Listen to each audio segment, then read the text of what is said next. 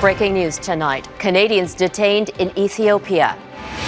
The group of volunteers and workers being held and the allegations against them. Canada's newest COVID-19 cases. She was doing the right thing and staying away from others. As an American state declares an emergency. Democrats campaigning with confidence in South Carolina. I think I'm going to do well here. Well, I think you're going to make me the next president of the United States. How tonight's state primary could influence voters across the U.S. And she rocks. The Canadian student wowing the science world with her astronomical accomplishments.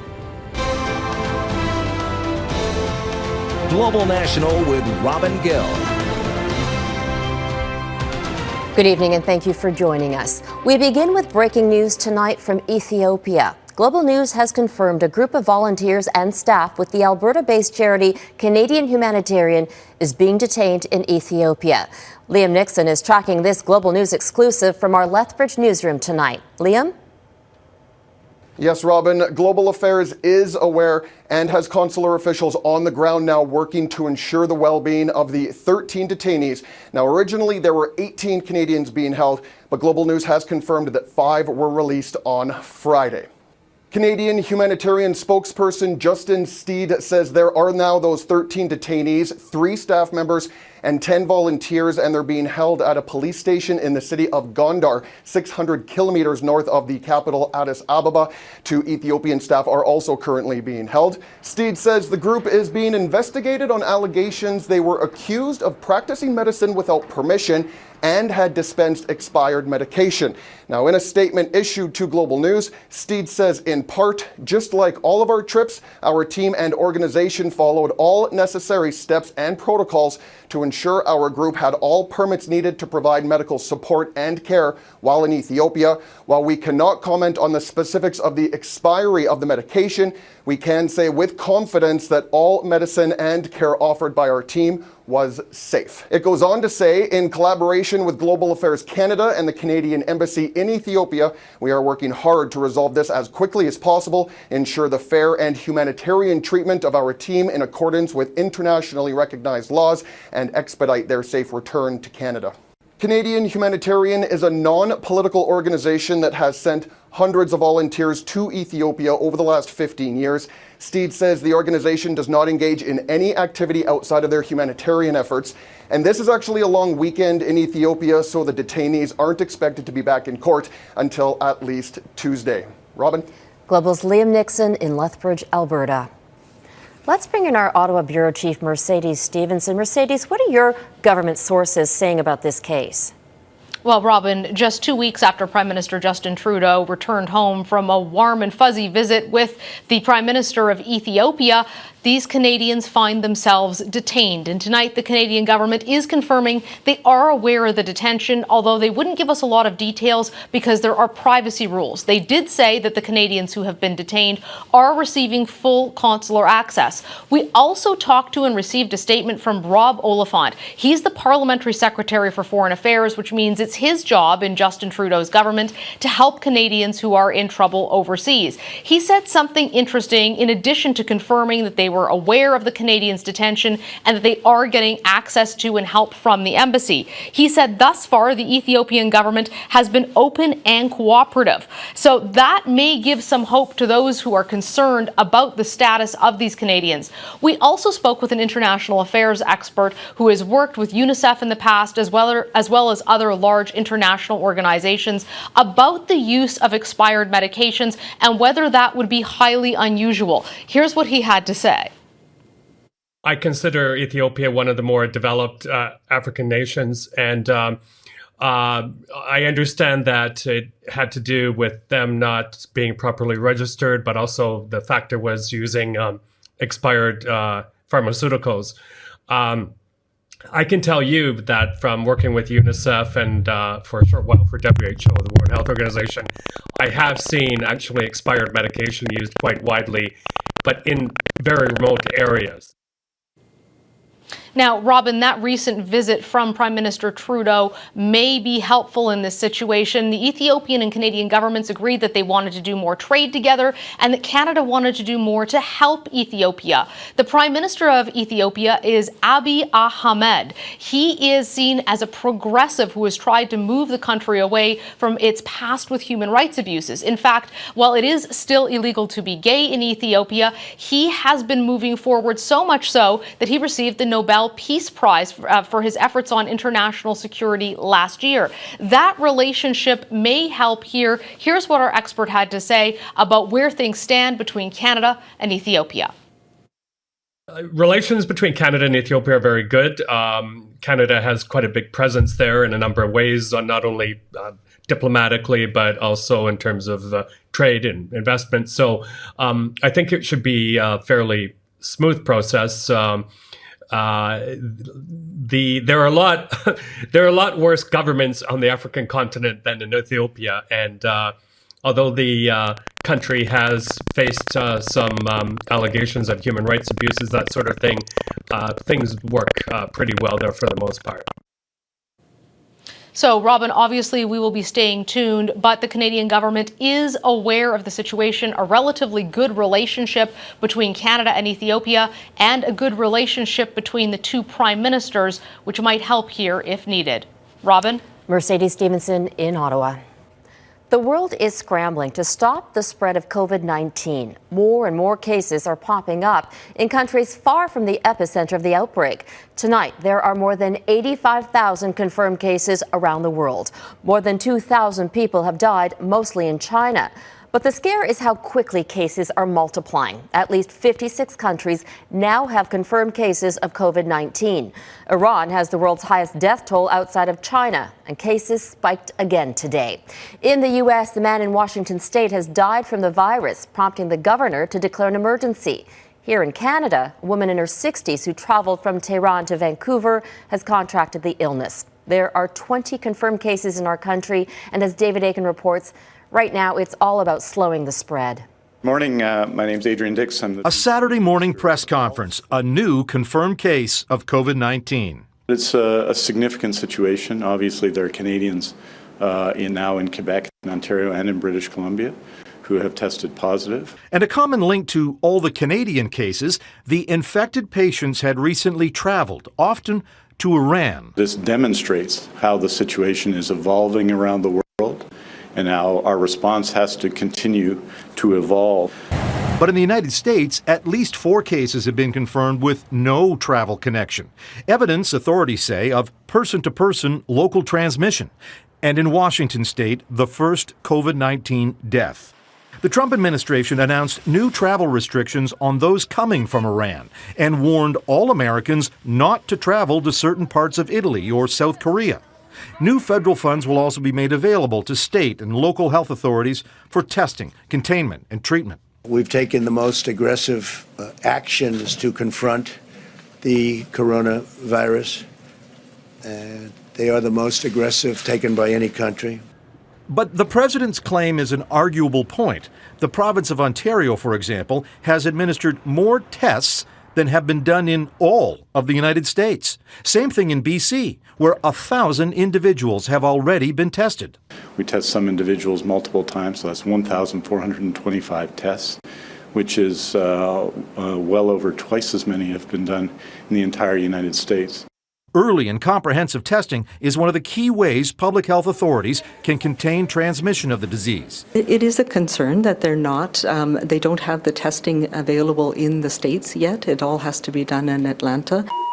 Meanwhile, some frontline healthcare workers are pressing the Public Health Agency of Canada to improve the protocol used when assessing potential COVID-19 patients. They want to be issued respirators in addition to visors and surgical masks. We need to talk about the precautionary principle, which is simple. When the science is not clear, we have to have the best protection. Now, whether it's President Trump or Canada's chief public health officials, they all say the risk to public health remains low. But there is work being done in Canada and elsewhere to learn more about the virus, its incubation period, and how it gets transmitted from person to person. And that work is important to keep the risk low. Robin? David Aiken in Ottawa. Thanks, David. A third day of talks is underway between hereditary chiefs and government ministers. They're trying to reach a resolution over a natural gas pipeline running through Wet'suwet'en territory in northern BC. Canada's Crown Indigenous Relations Minister says the relationship between Indigenous people and the government needs to improve, but it's complex. It's 150 years of broken promises and of cynicism, and that is completely understandable about will the government do what they said they're going to do. The ministers wouldn't get into specifics about the meeting, but they will say the talks are constructive and productive. The U.S. has signed a peace deal with the Taliban aimed at ending the war in Afghanistan, America's longest-running war. The U.S. and its NATO allies went into Afghanistan in 2001 in the wake of the 9/11 terrorist attacks. Today's historic agreement was signed by chief negotiators from the Taliban, Afghanistan's government, and the U.S. Under the new peace deal, America will withdraw all of its forces over the next 14 months. But it depends on the Taliban meeting on its commitments to prevent terrorism, renounce al-Qaeda, and stop any group from using Afghan soil to plot attacks on the U.S. and its allies. Today is an historic day for the United States of America and the American people. Today we have taken a decisive step toward peace, real peace in Afghanistan. To the Afghan people, this is your moment. Wars have tortured your country since 1979. No more violence, no more chaos. The war in Afghanistan was Canada's longest-running war, too. The last 84 Canadian soldiers left the country in March of 2014, ending Canada's 12-year military presence in Afghanistan. Another flood of refugees and migrants from Syria is headed toward Europe. Turkey, already hosting millions of Syrian refugees, has relaxed border controls, saying the refugees are now the world's problem. Today, Greek police fired tear gas at groups of migrants throwing stones on its border with Turkey. Thousands of refugees gathered trying to cross. Nearly 1 million refugees and migrants crossed from Turkey to Greece's islands in 2015, setting off a crisis over immigration in Europe. It all comes amid a military escalation in Syria's Idlib province. Turkey pounded soldiers of the Syrian regime Friday. It's retaliation for Syrian airstrikes that killed 33 Turkish soldiers. The Syrian military offensive, backed by Russian airstrikes, has emptied entire towns. Close to 1 million people have fled their homes. The presidents of Turkey and Russia spoke by phone Friday. The two will reportedly meet in Moscow next week in an effort to prevent an all-out war. It's decision day for Democrats in South Carolina. Coming up, the latest state to vote in a primary. Plus, finding 17 new planets and counting. A Canadian university student's remarkable track record.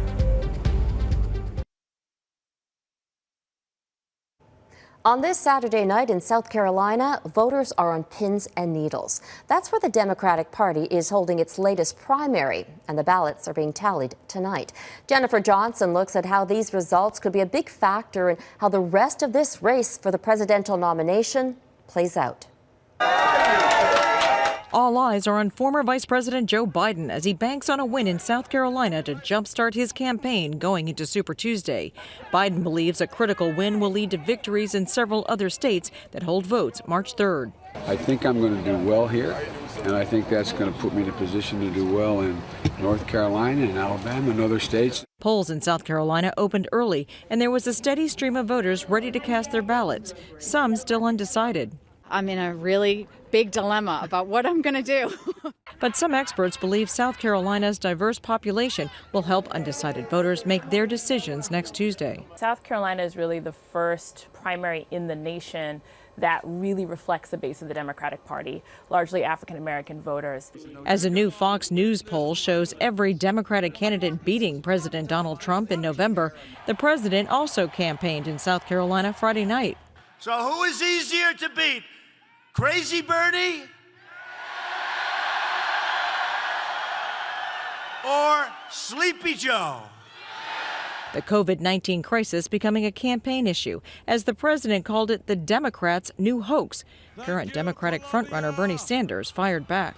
One might think that in the midst of a major health care crisis, the President of the United States would be assembling doctors and scientists and researchers, not Donald Trump. Sanders headed to Super Tuesday State, Massachusetts to campaign, while others still push for a strong showing in South Carolina. Well, I think you're going to make me the next president of the United States. But all the candidates have their sights on next week, with voters casting ballots in big states like Texas and California. 14 states will hold votes on Tuesday, and the candidates are hoping the wins will be split up, putting the brakes on Bernie Sanders' momentum. Robin? Jennifer Johnson in Washington. Still ahead, animal experts sound the alarm on preventing the next outbreak.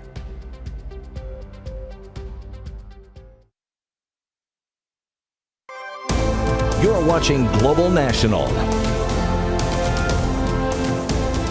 From MERS to SARS, H1N1 to COVID-19, the epidemics all started with animals. The diseases eventually spread to humans, and tonight experts warn that until the focus shifts to prevention, there's no stopping the next outbreak.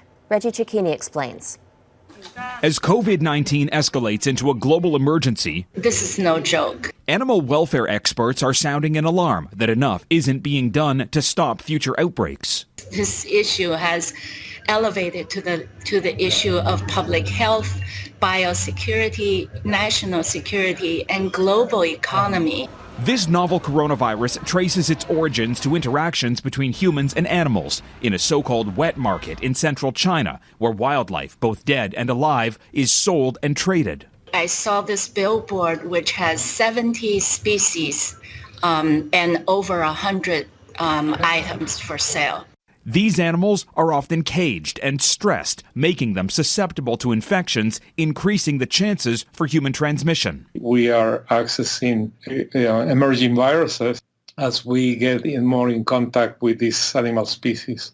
COVID-19 is believed to have links to the pangolin, a protected species in China whose scales and meat often wind up on the black market. To slow down the spread, China has temporarily banned trading and consuming wildlife, including cats and dogs.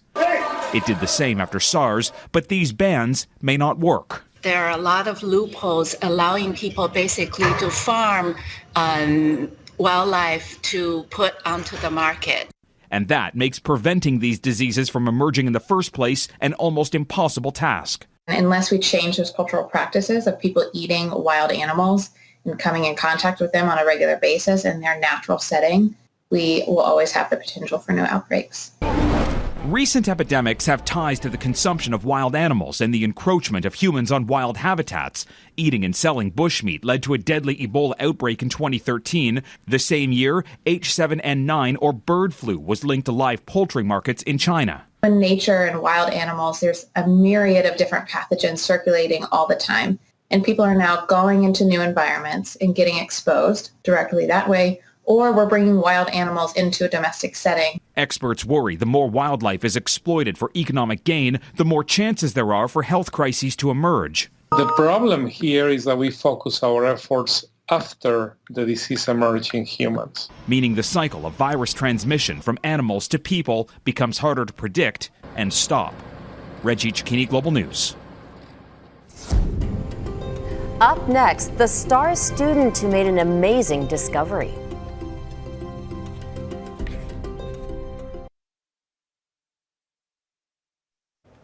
To join the Centenarian Club, you have to be 100 years old. But a Toronto man is in a unique situation on this February 29th.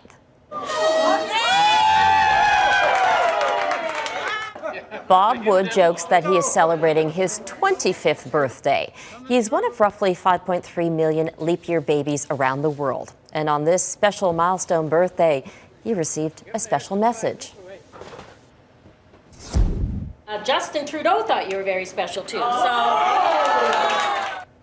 And that's not the only piece of paper this senior is celebrating. Seatbelt is on, backing up. I had to go and get my license renewed. I got it. Happy birthday, Bob, and to all the other leaplings, as they're called. Their day only gets added every 4 years to make up for the extra hours it takes the Earth to orbit the sun beyond the 365 days in a calendar year.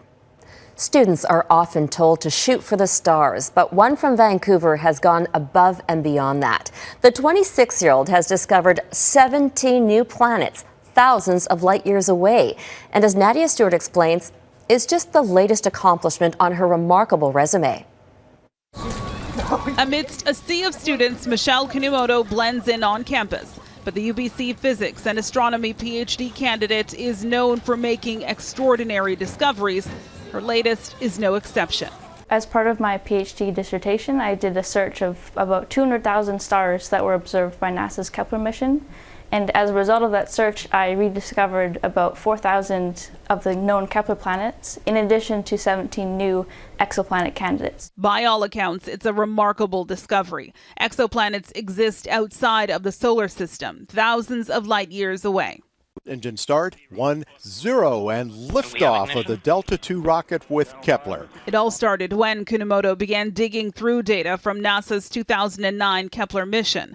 Over the course of 9.5 years, the Space Telescope helped researchers find 2,681 planets, to be exact.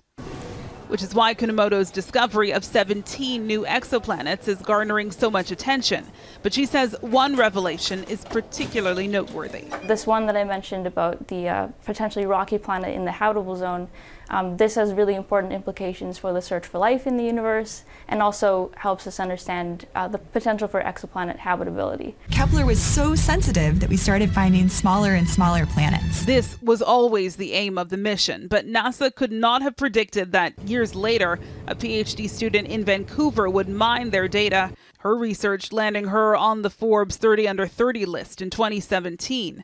Kunimoto's latest discovery was published in the Astronomical Journal. Well, this has definitely been a labor of love. We'll just have to wait and see what Kunimoto's next big discovery is.